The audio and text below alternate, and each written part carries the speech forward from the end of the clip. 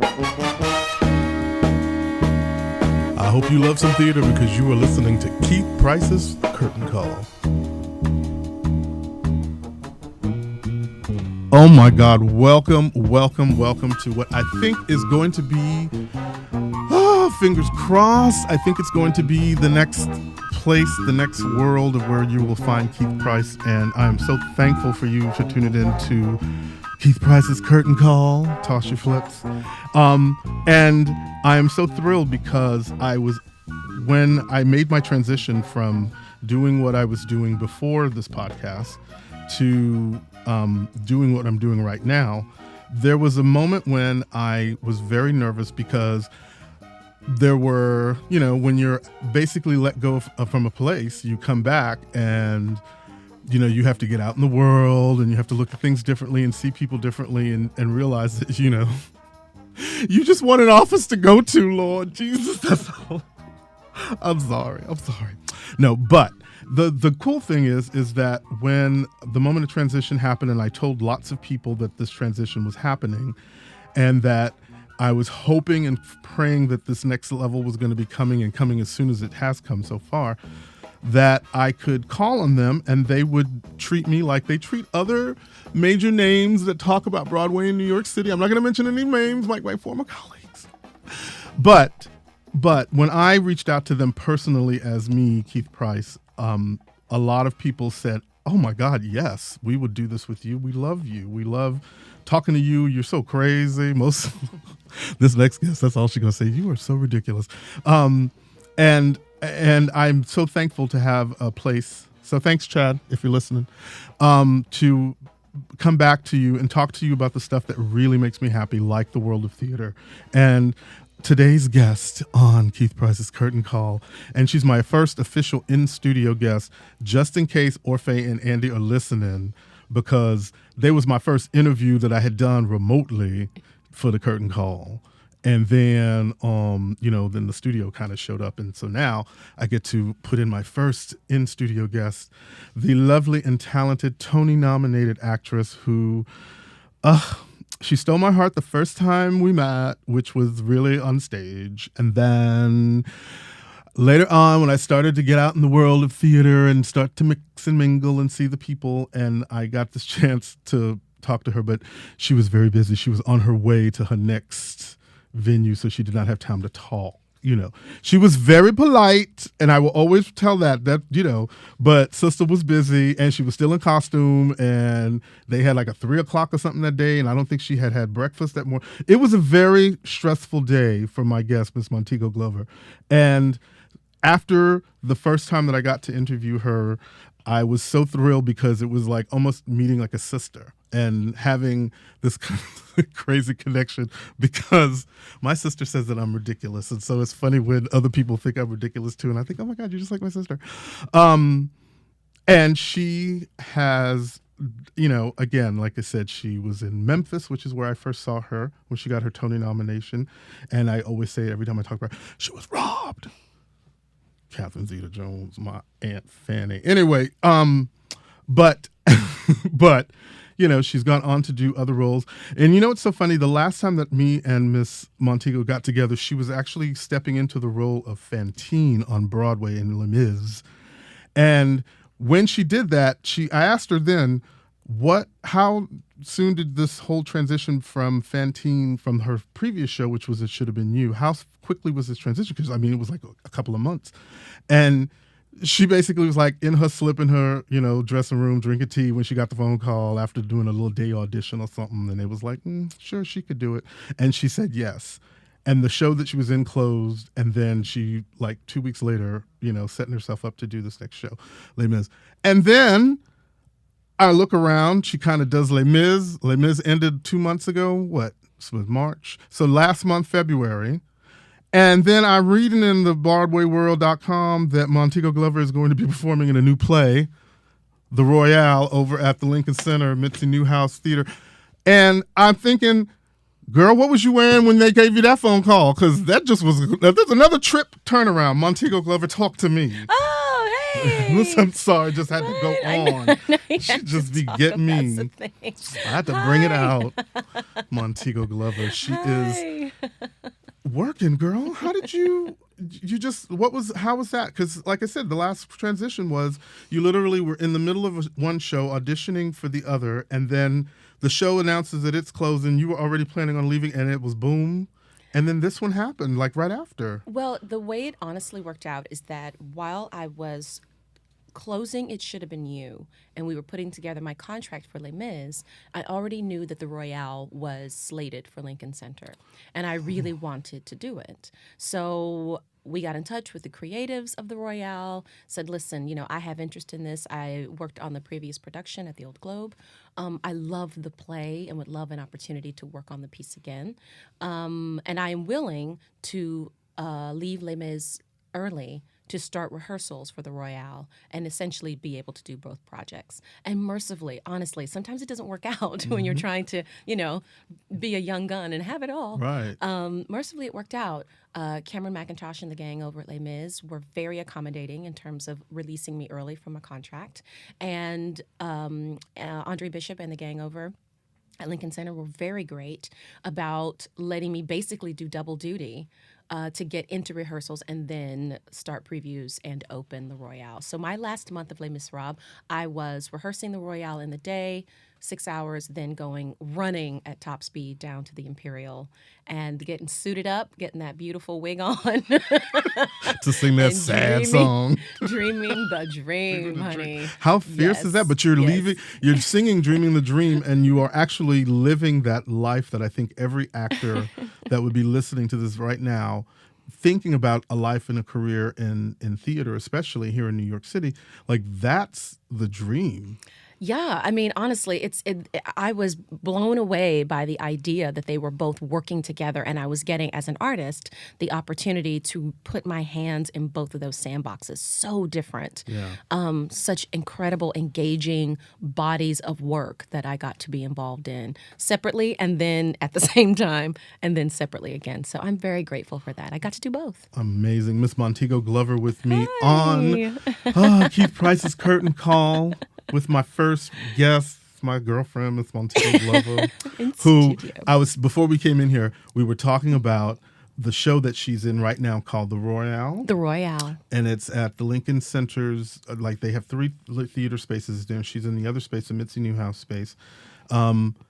And she, like I said to her, this is how I love my life, because when I saw this play, let me tell you, I was hoping to see Montego after the show, but Miss Thing was getting ready to go to the Eclipse Broadway premiere, so she did not have time for visitors that day. No. Lisa Goldberg, don't lie. That's exactly what you said to me, girl. She does not have time for you all. Miss Thing is busy. She's got a premiere. And it's like, and all I thought was, I can't be mad at her. Because if you go and look on like the sites now, you can see the pictures from the premiere. Miss Thing was giving it to you. She did not need some queen in her office going, girl, you were so funny. She doesn't need that when she's trying to get ready for a premiere, right? I gagged. But I tell you, again, because, and that's one of the reasons why we're able to have this time, because this is what we would have done if we could have sat in the dressing room and she didn't have to go out and sign playbills and be that kind of actress as well. And so I'm very, very grateful for her to be here. But again, Montego Glover, honey, is in this play. It's set in 1905? No, 1910. 1910. 1910-11, very early in the last. It's a story about this boxer who's his dream is to take out the champ. That is his dream. He has worked, and again, we're talking people of color at the turn of the century trying to find a way. And how interesting that the piece takes place with them boxing, which is, the first of the sporting metaphors that kind of traveled over time. Because I was having this conversation with my partner after we saw the show. But his goal is to be the champ. He wants to beat the champ. He's beaten everybody else. Heavyweight champion of the world, and he wants to go after the champ. And Montego plays his sister, who is not thrilled that her brother is up on the world stage talking about beating down some white man in 1910. Okay, you can't do that, baby. Why you literally? She comes up and she comes to tell him that this. So Montego, I'm just like talking about her. She not even here. Montego, tell me about your character. Thank you. In the Royale. In the Royale. So I play Nina in the Royale. The play features 5 actors, only 5, 4 men and myself. I play Nina. The leading man, Jay Jackson, I play his sister. And she is a wife, a mother, and very much invested in her brother, very much invested in their community and their family, and, comes to him at what feels like the 11th hour of his preparation for his big fight, but she comes with quite a bit to say and quite a bit to ask of him. And it's about your personal interests, which is what Jay is after in the play, and her guiding force are the interests of the community, of the family, particularly given the time that they are doing this, that they're having this conversation, and that he is reaching for his dream. It's the turn of the last century. Jim Crow is very much in effect. And this young man, Jay Jackson, is living his life as an elite athlete, very much outside the Jim Crow box. And Nina's argument is formidable. She really can see the danger in living the dream. But then does that mean you can't live the dream? So that's the basis of the argument, among other things, that happens between the two of them. But I think her presence in the play is really important because everyone comes from somewhere. No one does it without help. And there has to be a consciousness that is the center or the base of everything you do, whether you're an athlete or an attorney or a botanist or whatever, do you know? I mean, it's crazy. Montego Glover with me here on the curtain call. And we are talking about her play that she is in, the Royale, over at Lincoln Center at the Mitzi Newhouse Theater.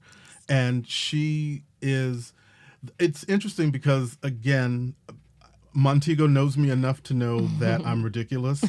But when she talks about this being something at the turn of the century, the first entrance that we get with Montego, she is giving us, like I said, #period realness, because I tweeted it to her. Because this thing is giving you head to toe, 1910. This is what I have to give you. Here's my petticoat. Watch me swirl. And throughout the rest of the play, that's all I'm fixated on. Like, I was sitting there going, yeah, I understand. The dream is what he's trying to do, and he's trying to live his life in this day. Yeah, I get all that. But, girl, what are you giving me with this ensemble? What? I gagged. What is that like putting that on? Because I figure now that's the reason why it probably took about 2 hours to take that off. To get that off. Not at all. I will say, one of the beautiful things about doing such a small ensemble piece and doing it in a thrust space that is also small, is that every element of the play, which is not to say that this isn't true with larger casts and larger houses, but every element of this particular play calls for a bit of storytelling. And so every element about these characters is illustrated in everything they do and say and how they look. And I give mad props to our costume designer, Didi Aite, because she just put together a beautiful silhouette for this woman. You learned so much about her just in her presence, just in the look of her. You learn so much about her. And it's helpful. You need that because of the economy of the play. Begs you to follow that storytelling as well, to sort of fire with all cylinders, Honey, and let me just tell you something. If you're coming to the Royale over at the Mitzi Newhouse Theater here in New York City to see Miss Montego Glover in her period realness ensemble, there is a moment in this play that you will be gagging because she is working the skirt to the nines. Do you hear me? This thing is not playing. And it's so fun to watch. And I'm looking at her and I was thinking, oh my God, how much fun are you having doing this? Oh, wow. I mean, I love this play. I love this play. I think it's about such amazing things, about amazing people, about amazing ideas. Very timely, so necessary in the kind of world that we're living in right now, even though it's set over 100 years ago. And I'm having a great time. It's interesting because I'm corseted for this costume as well. So I feel like in some way Fantine was sort of practice, dying and falling and sweating and rolling and screaming and dreaming the dream in a corset was somehow practice for, being in this very aggressive, yummy, muscular surgical ensemble. Yeah. And there's something about the direction of this play that is really kind of awesome because it moves very quickly. It does. And there are places where we're talking about boxers, and there's an element of boxing used in this thing, but it's not. It's the boxing of the mind that I loved, and how the characters are going to pivot themselves back and forth like boxers do.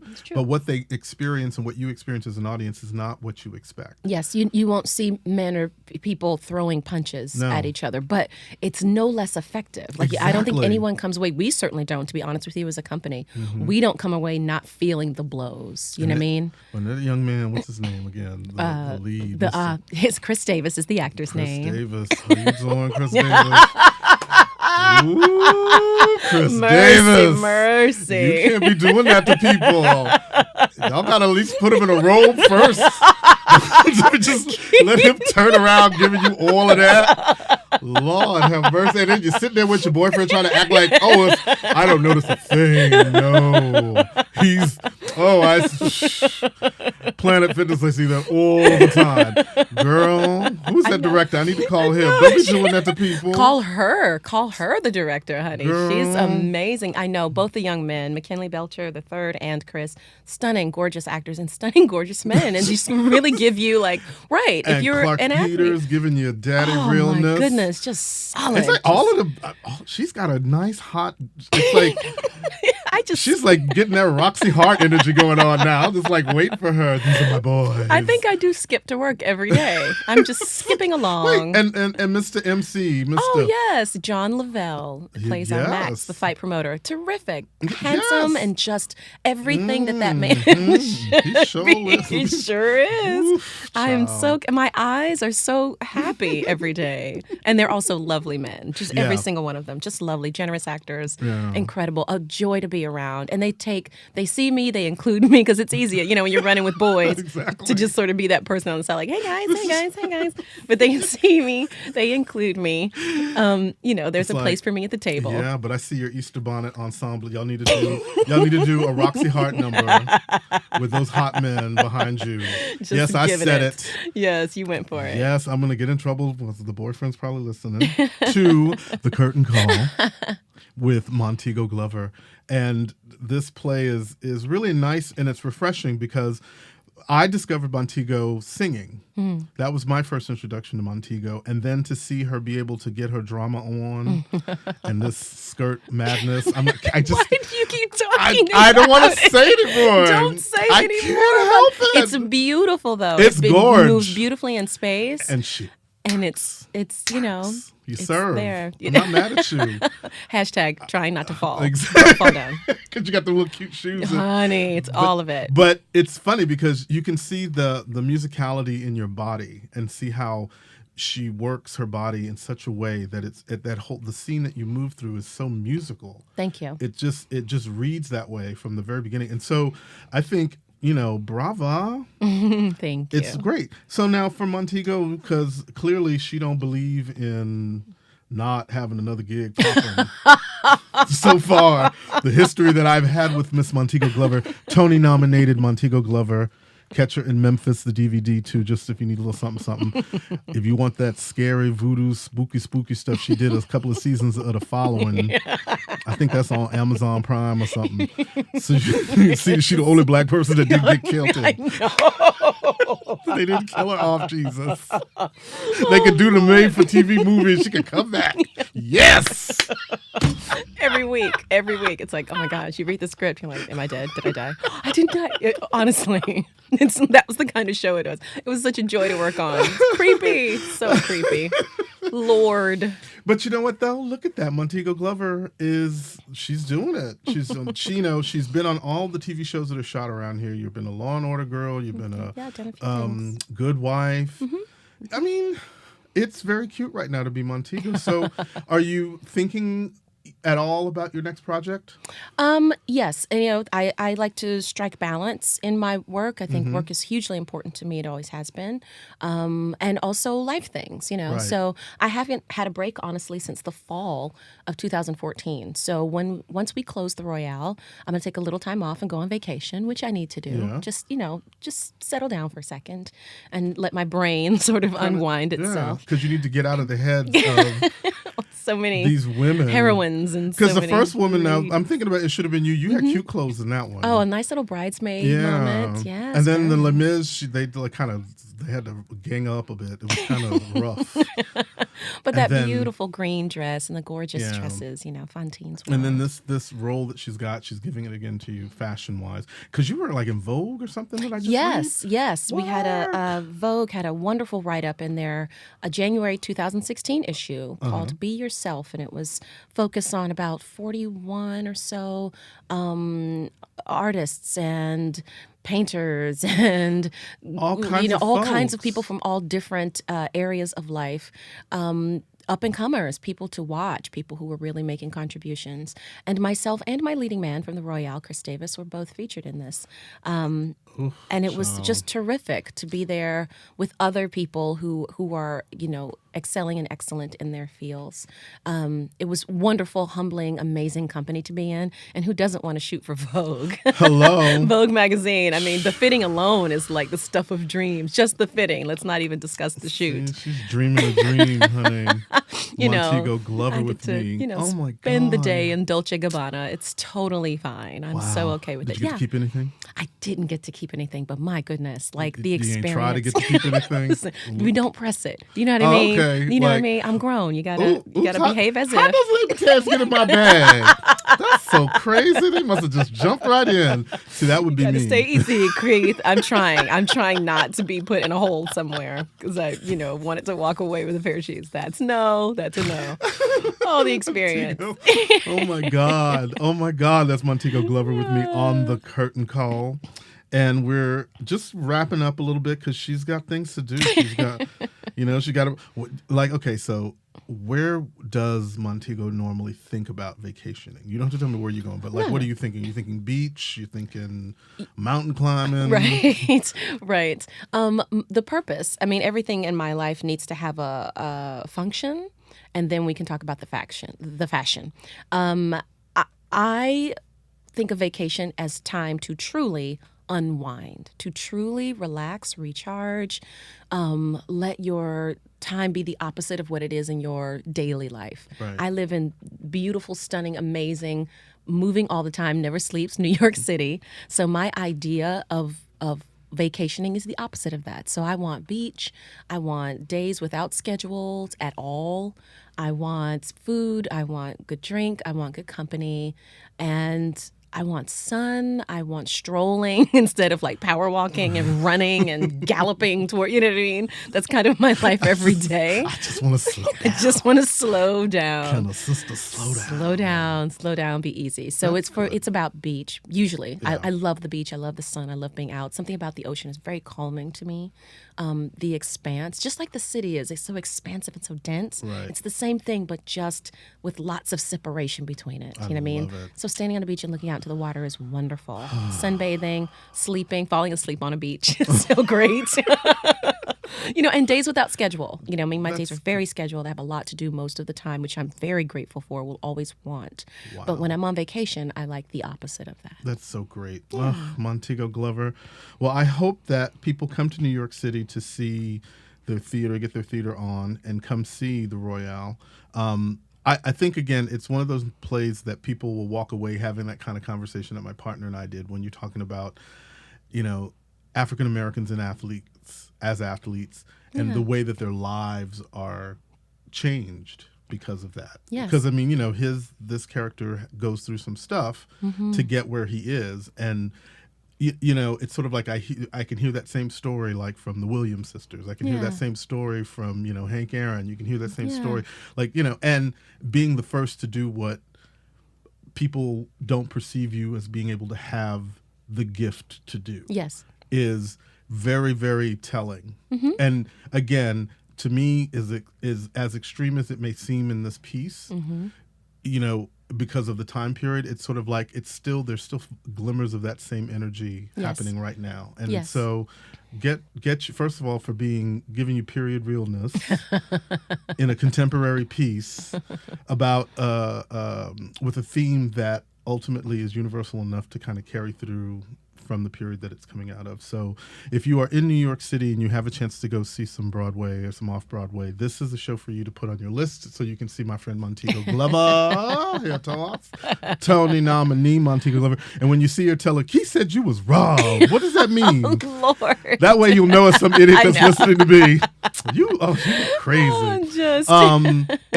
And see her in this play, The Royale. And if you need a little pick me up, catch her in Memphis, let her turn you out, would make me stronger. And you know, keep a watch on her, MontegoGlover.com. She's going to be doing stuff after she comes back from vacation. And hopefully whatever it is that you're going to be doing, you'll take 15, 20 minutes and just come tell me and the folks that are listening all about it, because I adore you. And thank you so much for being my first guest It's here my pleasure. on The Curtain Call. Oh, it's my pleasure. Oh, well, next time when we come back, we're going to have some good stuff. I've got really great people coming down the line. I've got Rob McClure, who's about to close up his shop over at Noises Off. I've got Van Deen, I think, from Broadway Records, who's coming, who's actually, I think, waiting to come in. But we're going to have some really great guests. I have plans to have all kinds of fabulous people like Montego. I have a lot of fantastic people that you won't even know because they work behind the scenes. So you'll be seeing me talk to the costumers. You'll see me talking to designers, set designers, hair designers. I want people that listen to The Curtain Call to get an idea that the theater has a whole other life beyond what you see on the stage. Absolutely. And if it wasn't for a lot of those people too, the folks that you see standing there like giving you that hashtag period realness, if she was not in this show, she'd probably be up on stage with like a cloth or something trying to make it work. That's what I'm talking about for Montego Glover. But again, for The Curtain Call, I hope that you guys stick with me and enjoy theater as much as I do. So wherever you're living, go see some live theater, get inspired. You know, it's one of those things that you're going to be so thrilled that you take a part in your community that you live in, because it gives you a reason to be a part of that community. That's what I think. So, Montego Glover, thank you so much for being with me here on The Curtain Call. And we are going to be back. Yay! Thank you very Thank much. you. Always a pleasure. All right. Stronger.